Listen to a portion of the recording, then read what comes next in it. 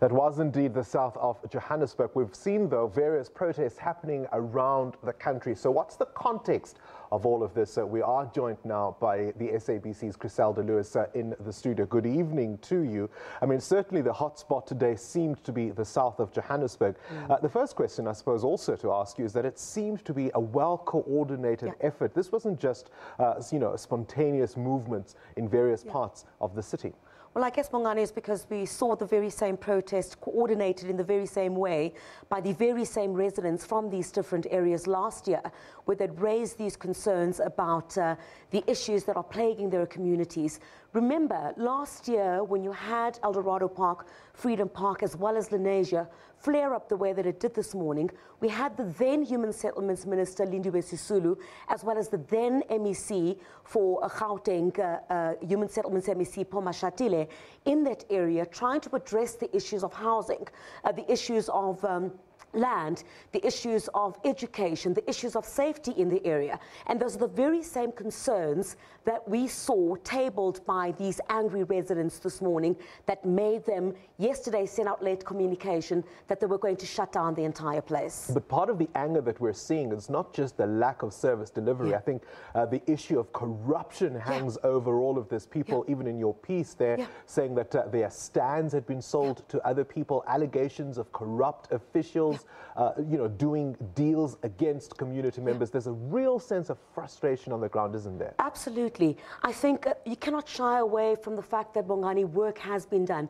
In actual fact, when I drove around the Eldorado Park area, I did manage to capture some of the houses that are newly built for communities, houses that they have been calling for. But what residents are basically saying is that there are people who have been on waiting lists since 1996. And you'd find someone who's just about put on the waiting list in the early 2000s, and next thing they've got a stand. So that's bound to drive anyone crazy. So you've got communities like the lady that we spoke to who said to us, I've been waiting in line for so long, yet when I just about turned my back, my stand was sold to somebody else. How does that happen? So the issue of corruption, and I think this is not an issue that we're only speaking about at local and provincial level, Bongani. We've seen government at national level talk about how the erosion of or corruption has eroded the entire system of what really has been done since 1994 to where we are now. How corruption creeps in and basically destroys everything that has been done. So really here the work has been done, but communities are saying corruption is destroying everything. So you're saying this was a flare-up last year, we're seeing it again, but we've also seen low-care protests of this sort in a number of areas around the country in different provinces, from the Northwest to the Eastern Cape to even the Western Cape. The question of leadership then arises.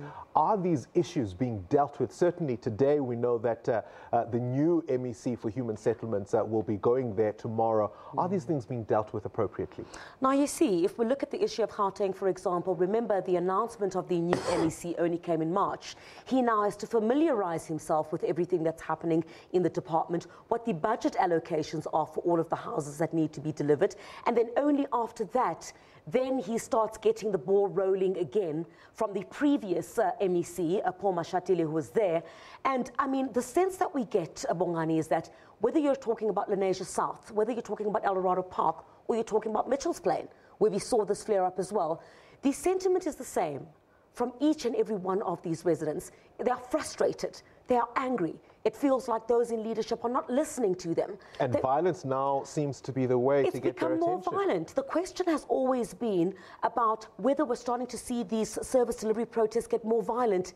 Yes, they are, because what you're seeing now is actually, in fact, during the last protest by SAFTU, when we had a complaint from the Gauteng Education MEC saying, every time you see this kind of action, you've got schooling that is disrupted, people are not able to go to work, so this thing has a ripple effect.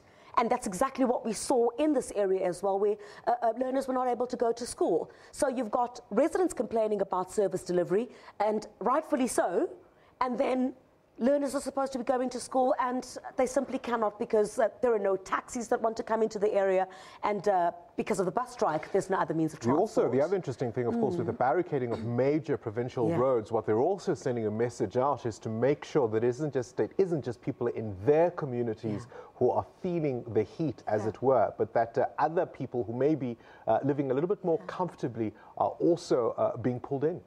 Absolutely, and I think quite strategic on their part, because I think quite a number of motorists were quite inconvenienced by what was taking place on the N12, the N1, major routes coming into the Johannesburg CBD, and not forgetting that the school had reopened today from the long weekend, and you had quite a lot of frustrated people. But I guess that's part of the strategy, to say you're going to listen to us, and if that means that we're going to burn things down, whether you think it is not right, we're going to do it, because these communities believe that that's the only time that leadership listens. Well, let's see what the new Human Settlements MEC does tomorrow, perhaps even a message from Gauteng Premier David Makhura in the coming days.